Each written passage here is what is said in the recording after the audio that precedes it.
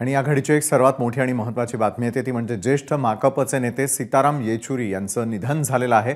सीताराम येचुरी यांच्या निधनासंदर्भातली वार्ता आपल्यापर्यंत या क्षणाला पोहोचतेय। सोमेश कोलगे आपले प्रतिनिधी या संदर्भात अधिक माहिती देतात। सोमेश, खरं तर राजकीय वर्तुळातली मोठी बातमी सीताराम येचुरी यांच्या निधनासंदर्भातली काय सविस्तर सांगणार आहात? नक्कीच विशाल, जवळपास गेल्या महिनाभरापासून सीताराम येचुरी यांच्यावर विविध कारणास्तव उपचार सुरू होते। एम्समध्ये त्यांना दाखल केल्यानंतर एम्सच्या अतिदक्षता विभागामध्ये गेले काही दिवस ठेवण्यात आलं होतं आणि दरम्यानच्या काळात वारंवार सीताराम येचुरी यांच्या तब्येतीविषयी ती तब्येत स्थिर आहे, प्रकृती अजून स्थिर आहे अशाच स्वरूपाचे अपडेट्स येत होते।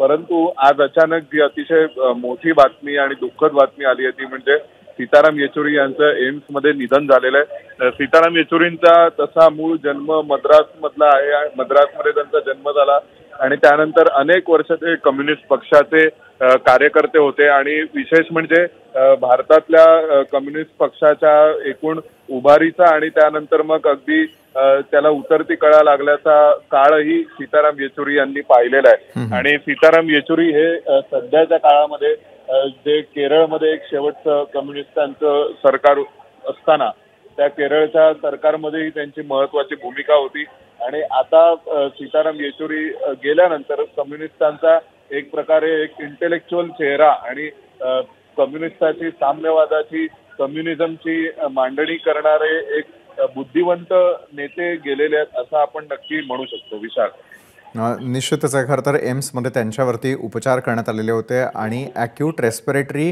ट्रॅक्ट इन्फेक्शन याच्यामुळे त्यांना त्रास होत असल्याचं देखील कळालेलं होतं। डॉक्टरांनी अनेक वेळेला या संदर्भातले अपडेट्सही दिलेले होते। मात्र अचानकपणे हे सगळं घडल्यानंतर राजकीय वर्तुळामध्ये काय चर्चा आहे, त्यांना पाहण्यासाठी कोणी जाणार आहे का, त्यांच्या पक्षाचे नेते मंडळी यांच्या काही प्रतिक्रिया यायला सुरुवात झाली आहे का? नक्कीच विशाल, सीताराम येचुरींचा आतापर्यंतचा जीवनकाळ पाहता त्यांच्या निधनापश्चात अनेक मोठे नेते हे त्यांना प्रत्यक्ष भेट देतील। विशेष म्हणजे यामध्ये भारतीय जनता पक्षाच्याही सर्वोच्च फळीतील नेत्यांचा समावेश असेल जे श्रद्धांजली वाहण्यासाठी जातील, प्रत्यक्ष अंत्यसंस्कारामध्ये सहभाग नोंदवण्यासाठी जातील आणि सर्व पक्षीय नेते सीताराम येचुरी यांना श्रद्धांजली वाहण्यासाठी येतील। कारण सीताराम येचुरींनी अगदी म्हणजे आणीबाणीच्या काळामध्ये जेलमध्ये जाण्यापासून आणीबाणीच्या विरोधातील आंदोलनापासून ते पूर्वी student federation of India SFI पासून विद्यार्थी चळवळीतून सुरुवात करून पुढे कम्युनिस्ट पक्षामध्ये आणि नंतर अनेक सरकारांमध्ये सुद्धा त्यांनी महत्वाची भूमिका बजावली होती। जसं मनमोहन सिंगांच्या सरकारला सुरुवातीला कम्युनिस्ट पक्षाचा पाठिंबा देत असताना सीताराम येचुरी यांनी महत्वाची भूमिका बजावली होती।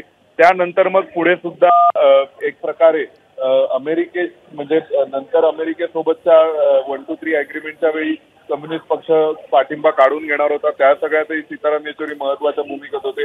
आणि सुरुवातीच्या काळामध्ये त्यांनी जेव्हा आणीबाणी विरोधात संघर्ष केला तेव्हा सुद्धा जनसंघाचे नेते असतील, इतर सर्व समाजवादी नेते असतील यांच्या सोबत खांद्याला खांदा लावून येचुरींनी संघर्ष केला होता।